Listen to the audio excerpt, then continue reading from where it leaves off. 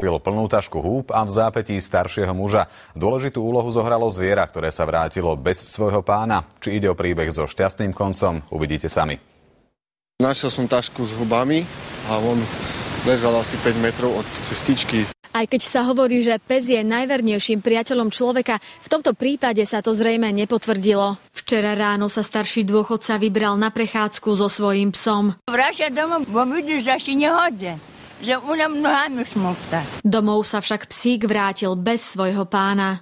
Ako dareči na tom, ja sa ho pýtala a on povedal, idú sa prejsť. Manželka ho vyčkávala celý deň, keď sa však ani do večera nevrátil. Tušila, že je zle. Zašla za starostkou obce a spolu sa ho vybrali hľadať. No tak sme sa vybrali s manželom, aj so synom, aj s ňou. Asi po tých stopách, kde jej hovoril, že by mohol byť. Ale bohužiaľ sme ho nenašli. Po márnom pátraní sa vrátili domov a privolali políciu. Došli so psom, hľadali, takisto sa nenašiel. Pátracia akcia preto pokračovala až ráno. Asi 30 dobrovoľníkov z obce spolu s policajtmi a hasičmi prezreli každý centimeter. Už bol dole hlavou, dolu brehom. Myslel som, že je mŕtvy, ale kolega sa ho dotkol, žil, no hneď som volal 112. Vyčerpaného Jána previezli do Humenskej nemocnice. Našťastie nemal vážne zranenia. Pre televíziu JOJ, Katarína Ihnátová. To bolo od nás všetko. Sme radi, že sa stratený muž